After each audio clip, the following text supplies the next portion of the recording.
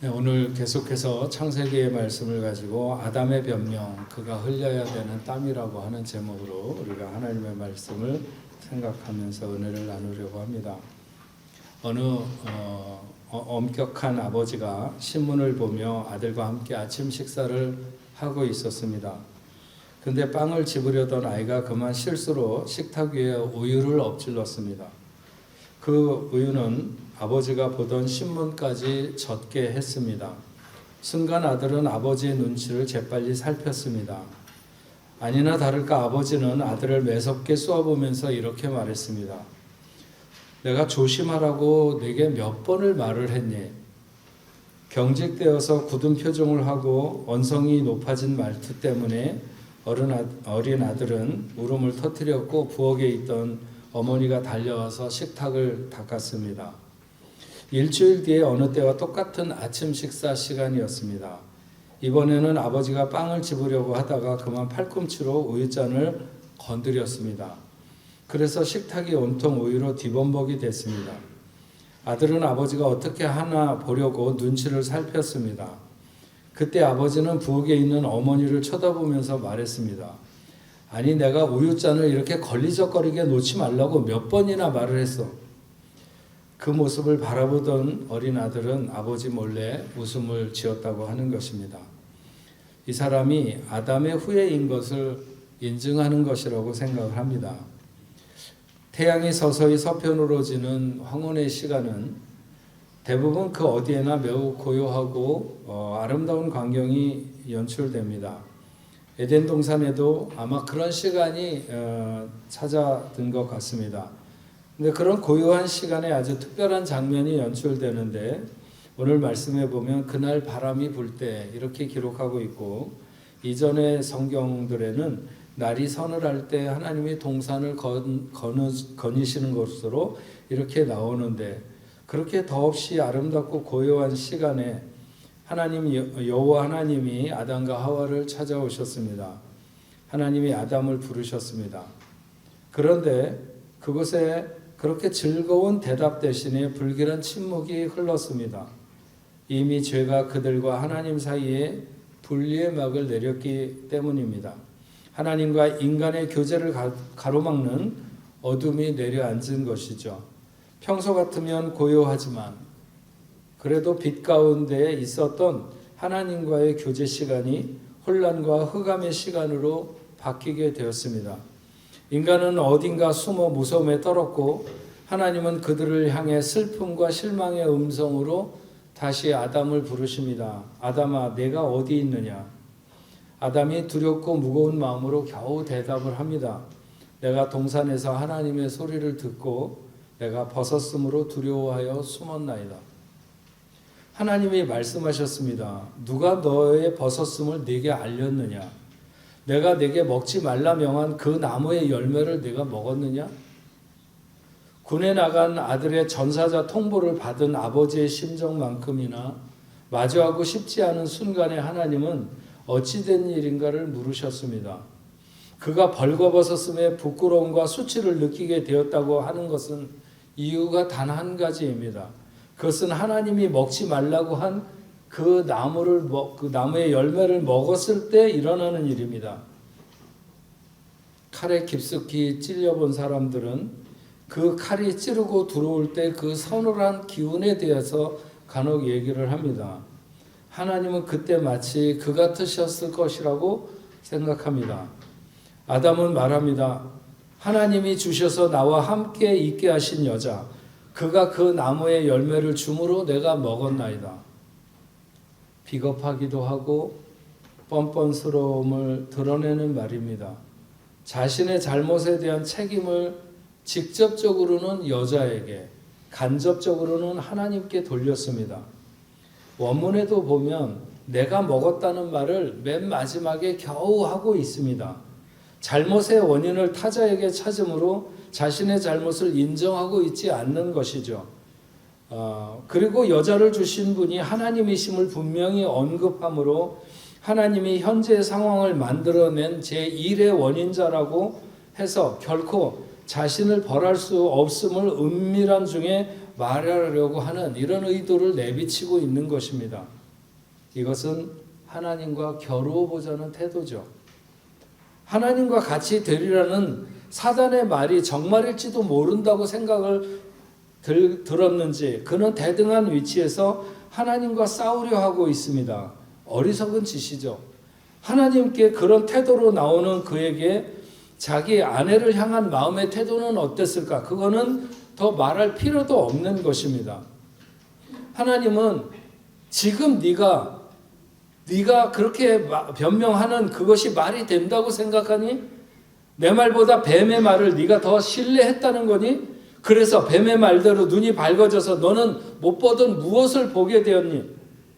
하나님은 아담에게 이렇게 공박하지 않으시고 아담이 지적한 하와에게 그 다음 물으셨고 하와가 지적한 뱀에게 그 다음에 또 물으셔서 뱀에게 저주를 선포하십니다. 여호와 하나님의 뱀에게 말씀하셨습니다.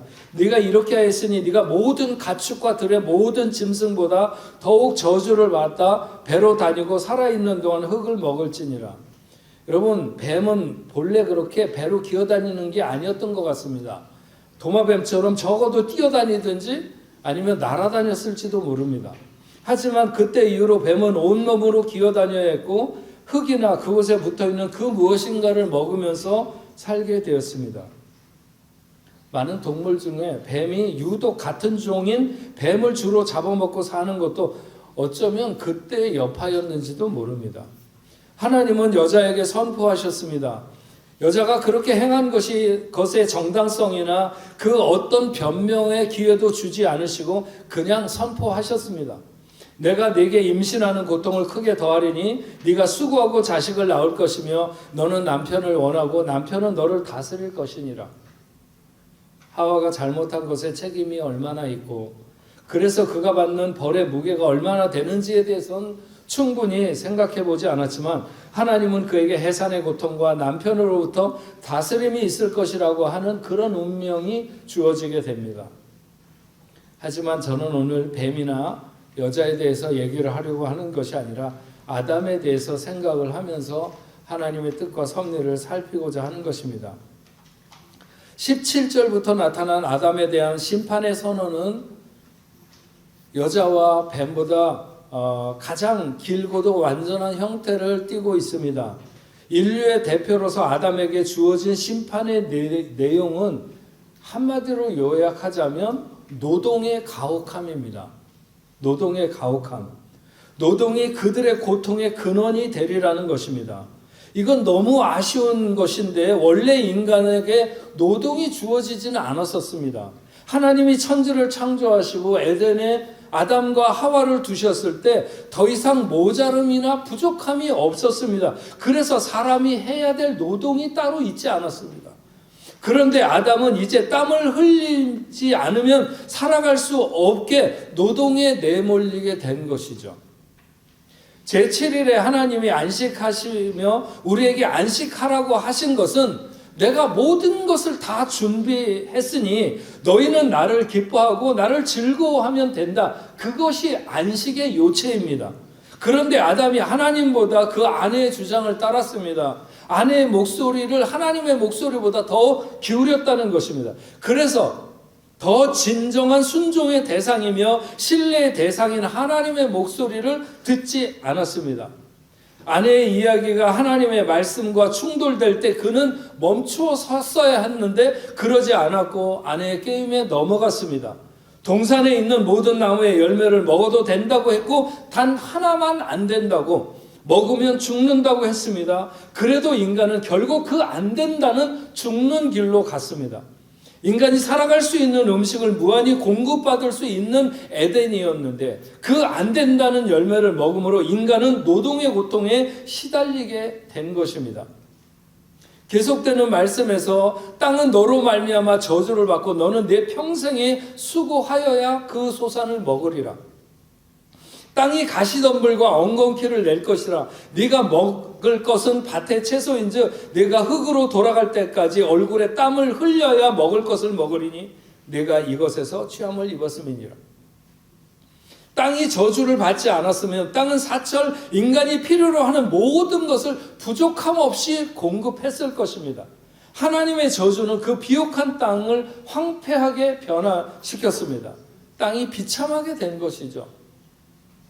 아담은 이제 수고의 고통을 통해서만 양식을 얻게 되었고, 더러는 그렇게 수고를 해도 얻지 못하는 수가 태반이나 생기게 되었습니다. 하나님처럼 되리라는 허울 좋은 사단의 속삭임은 아무것도 남긴 것이 없고 오히려 황폐함을 통한 수고와 고통만 남게 된 것이죠. 여전히 세상 어느 구석인가 오늘날에도 빈곤으로 죽어가는 사람들이 많이 있습니다. 생명을 다하는 날까지 수고하여야 하는 것은 땀을 흘리며 노동을 해야 생계가 유지될 수 있다는 것을 말하는 것입니다. 애써서 키우지 않은 가시덤불과 엉겅퀴는 우리의 삶에 무수히 자라날 것이고, 반면에 인간이 먹을 수 있는 채소는 애써 가꾸고 얼굴에 땀을 흘려야 겨우 먹을 수 있는 정도가 될 것이라고 하는 것입니다. 네가 흙으로 돌아갈 때까지 그렇게 해야 하고 그래야 살 수 있다고 하셨습니다. 땀을 흘려서 노동을 해야 살아갈 수 있는 아담의 후예들, 우리가 모두 그런 사람들인 거죠. 오늘날에도 그 가정의 식구들을 노동으로 먹여 살리려고 애를 쓰는 수많은 가장들이 있습니다. 뭐 다 남자라고 말할 필요는 없죠. 지금 김미아 집사님 나왔다 들어간 것처럼 여자도 뭐 가장이 돼서 어쨌든 책임을 지려고 애를 쓰는데, 그들 중에 그렇게 애를 쓰고 고통을 받다가도 도저히 안 된다고 해서 스스로 목숨을 끊는 사람도 세상에 얼마나 많은지 모릅니다. 이성균인가 하는 배우를 제가 좋아했고 또 그 연기하는 게 괜찮다고 늘 생각을 했습니다. 근데 어느 날 자동차 안에서 스스로 목숨을 끊었습니다. 그 전에 그의 아내와 통화를 하면서 가족들을 지키기 위해서 이 방법밖에 없어. 뭐 가족들을 어떻게 지키겠다는 건지는 모르겠지만 어쨌든 이것이 최선이야. 그냥 지나가다 어떻게 한마디 그거 들은 건데 그게 그렇게 지워지지 않습니다. 이게 최선이라고 했던 그 말이 자기의 노동에 더 이상 답이 없어 보였던 것으로 보입니다. 잘했다는 것이 아니라 그 노동이 왜 생겼고 어떻게 생겼는가 하는 것을 말하는 것입니다. 애를 쓴다고 다 살아갈 수 있거나 원하는 것을 다 이룰 수 있는 것이 아니라는 것이죠. 인생에 원하지 않는 가시덤불과 엉겅퀴는 무수히 자라나는데 원하는 채소는 잘 자라지 않는, 땀은 비오듯 흘리는데 주어진 것이 없는 가여운 인생이 되었다는 것입니다. 우리가 그런 운명이 되었다는 것이죠. 하와가 아담에게 선악과를 따서 주었을 때 주의를 하고 그래서는 안 된다고 멈춰 섰다면 아담으로서는 가장 좋은 선택이 될 수 있었을 것입니다. 그러면 모든 인간을 향한 하나님의 선택은 달라졌을 것이고 인간에게 미치는 저주와 고통은 그렇게 인간에게 큰 타격을 입히지는 못했을 것입니다. 그것이 인간이 죄에 빠지게 되는 과정 중에서 가장 큰 안타까움이 아닌가 이런 생각을 해봅니다. 그러면 그렇게 선악과를 따먹었을 때라도 과연 아담은 그렇게 변명을 할 수밖에는 없었는가? 하나님이 주셔서 나와 함께 있게 하신 여자, 그가 그 나무의 열매를 내게 줌으로 내가 먹었나이다. 곤경에 처할 때 남을 원망하고 자신을 정당화하는 것이 모든 인간의 심리인데 아담으로부터 내려온 거겠죠?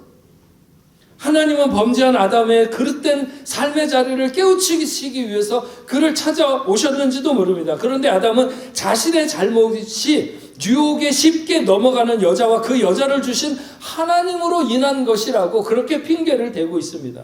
자신의 잘못을 직접적으로는 여자에게, 간접적으로는 하나님께 책임을 전가하고 있는 것이죠. 그래서 인간과 하나님을 동시에 불신하며 그들을 정죄하는 등의 파렴치함을 자행하고 불순종 이외에 또 다른 죄를 첨가하고 있는 것이 오늘의 모습입니다. 이것은 또 하나의 범죄로 하와를 아내로 주신 하나님의 은혜와 섭리를 비난하고 무시하고 있는 점에서 더욱 치명적이라고 말할 수 있죠. 아담은 선악과를 목구멍에 넘긴 순간 죄의 법이 그의 삶에 작동하기 시작했을 것이 분명합니다. 그래서 반복적이고 파괴적인 성향이 드러나고 범죄한 인간으로 다시 범죄의 자리로 또 빠져들게 되는 이런 악순환의 어떤 걸음을 내딛기 시작했겠죠. 그래도 아직 그때까지는 하나님의 저주와 벌이 선포되기 전이었기 때문에 아담의 의지와 양심은 작용하고 있었을 것이고, 그래서 잘못의 원인을 자신에게 돌렸다면 그래도 하나님의 선택은 똑같으셨을까? 그렇지 않았을 거라고 생각합니다. 아담의 변명은 자기 합리화이고 그의 책임 회피는 하나님을 기만하는 것이죠. 하나님은 결코 죄를 옹호하실 수는 없으시지만 회개하는 죄인을 향한 그의 사랑은 언제나 한이 없으신 분이셨습니다.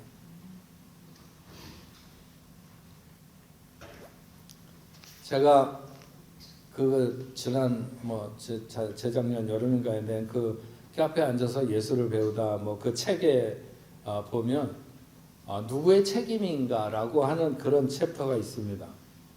어느 경찰관 집에 강도가 들어가지고 그 경찰관의 어머니를 살해한 이야기가 거기에 있는데, 그 경찰관은 자기가 경찰이니까 경찰 내에 모든 인맥을 다 동원해서 빠른 시간 안에 범인을 검거할 것이다 이렇게 생각을 했습니다.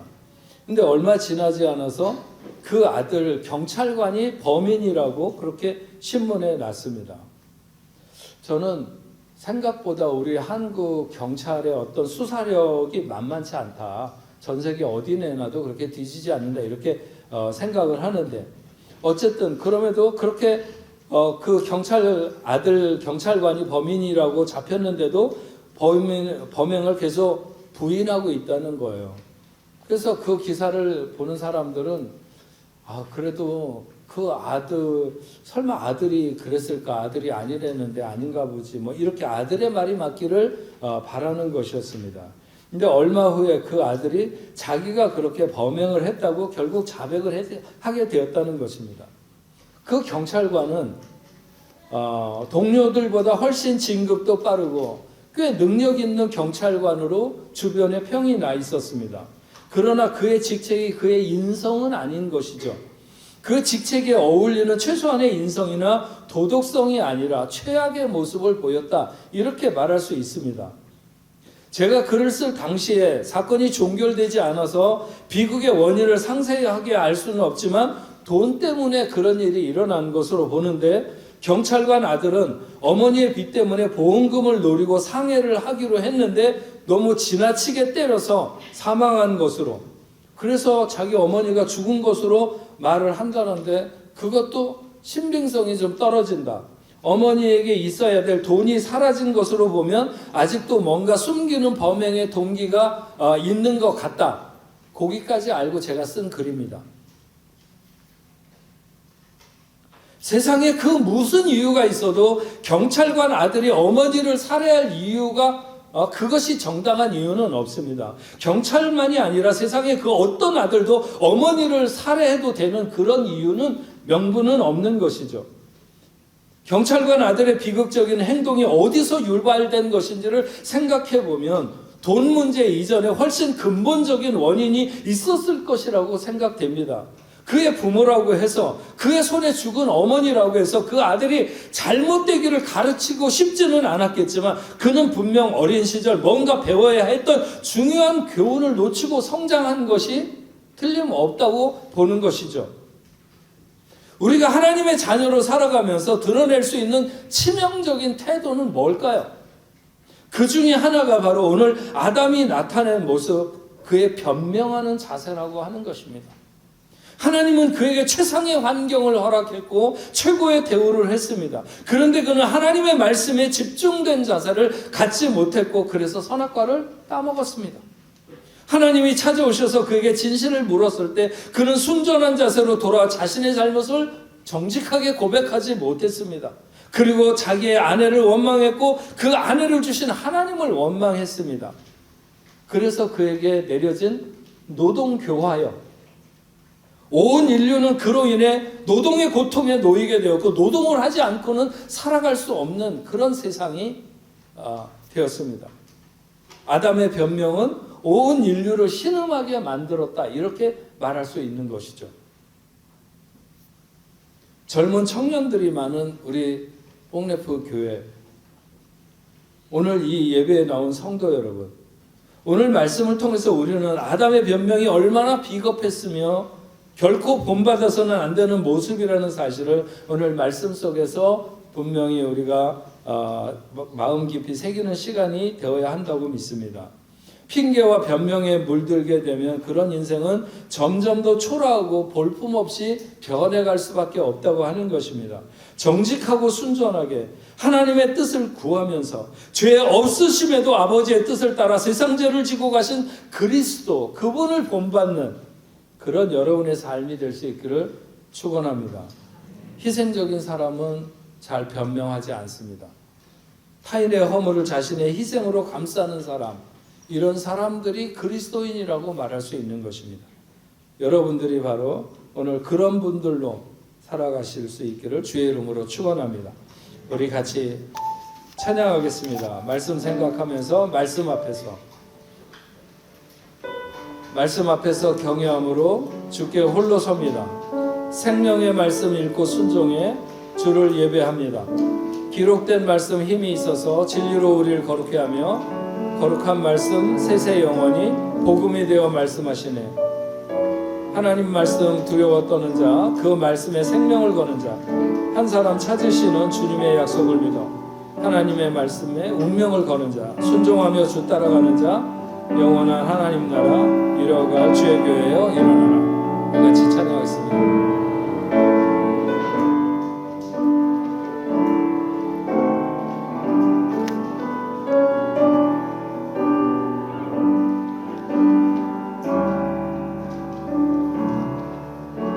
말씀 앞에서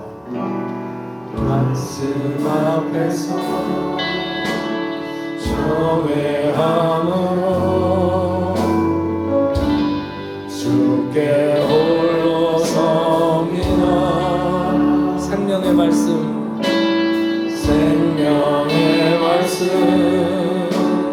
읽고 순종해 주를 예배합니다. 기록된 말씀 힘이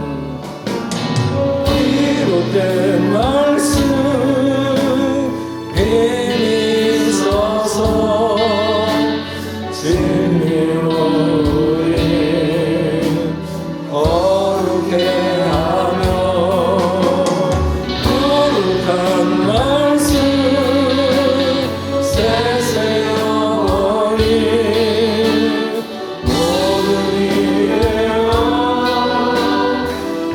세세 영원히 모든 이래와 말씀하시네.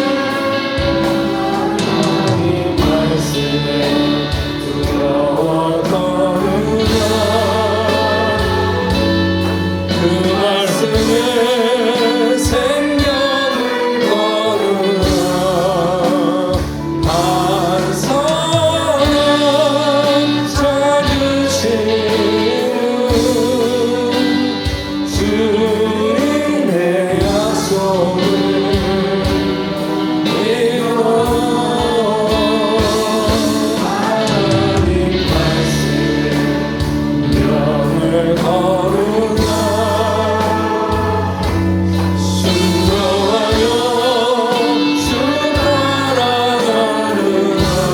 하나님 말씀에 명을 거두라. 순종하여 주 따라가느라.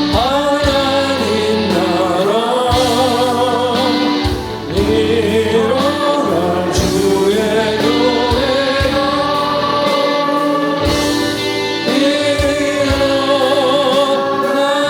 우리 다 같이 자리에서 일어나시겠습니다. 다시 한번 말씀 앞에서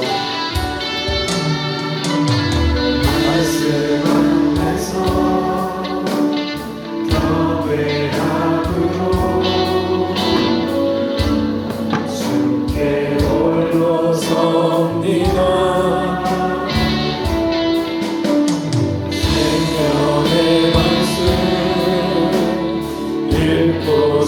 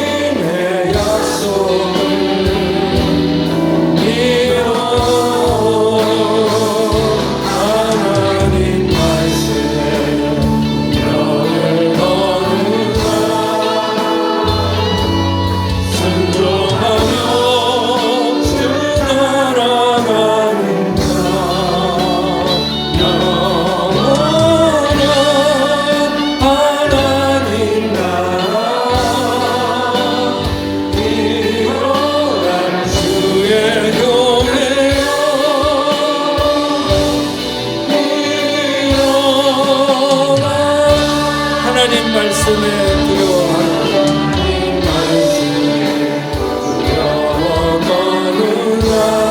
그 말씀에 생명을 거는 자, 생명을 거는 자, 한 사람 찾으심은 주님의 약속을 믿어. 하나님 말씀에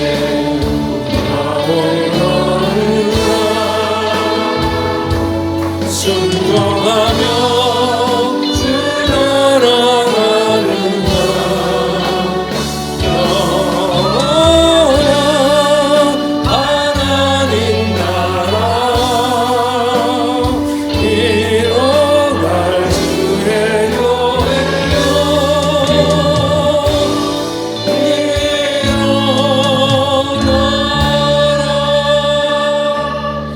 하나님 아버지, 정말 우리가 하나님 말씀에 두려워 떠는지, 하나님 말씀에 생명을 거는지, 하나님 말씀에 우리의 운명을 거는지, 그렇게 우리가 하나님의 말씀을 진실되게 받아들이고 그 말씀을 중히 여기며 그 말씀대로 따라 살려고 결정하고 오늘도 말씀을 듣고 우리가 우리의 마음에 그런 각오가 서는지 주님 돌아보게 하시고, 하나님 그렇지 않으면 우리가 말씀을 듣고도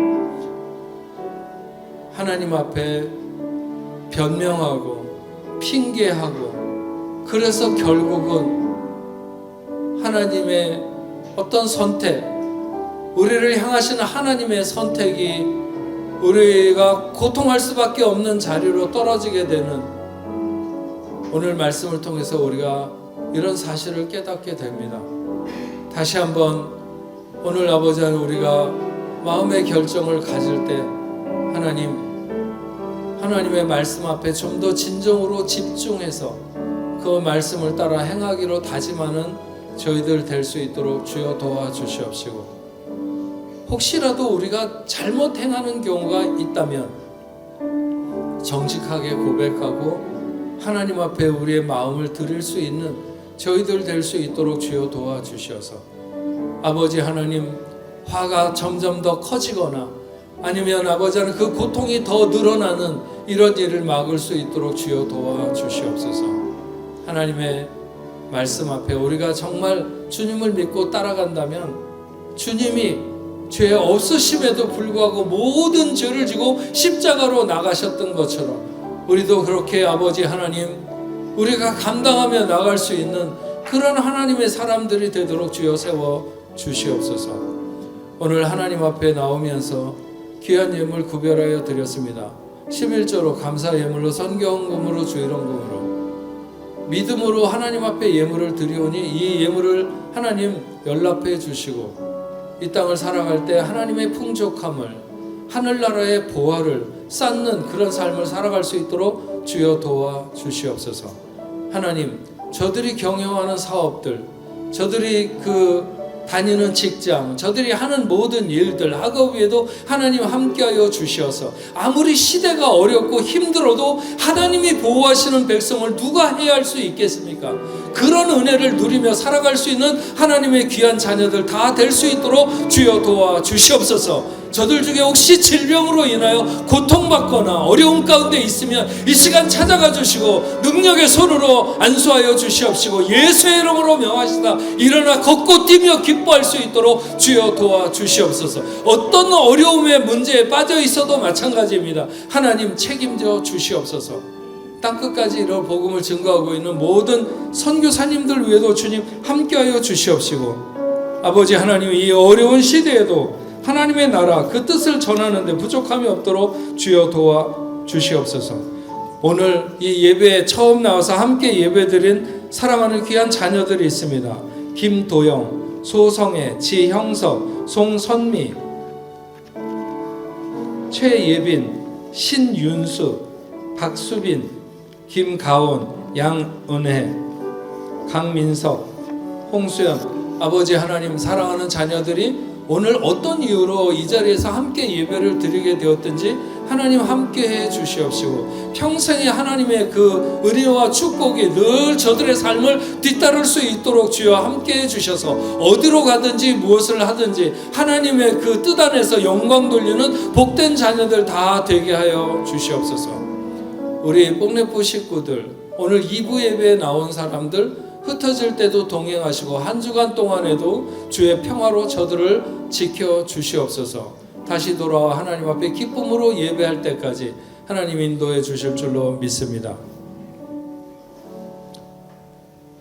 이제는 우리 주 예수 그리스도의 은혜와 하나님 아버지의 크신 사랑과 성령님의 감화 감동 위로 교통하심이 오늘 하나님의 전에 나와 예배하는 당신의 사랑하는 자녀들과 저들의 가정과 직장과 두고온 고국교회 세계 만방에 흩어져 복음을 전하는 모든 선교사들과 그 사역지 위에 이제로부터 영원토록 함께 있을지어다. 아멘.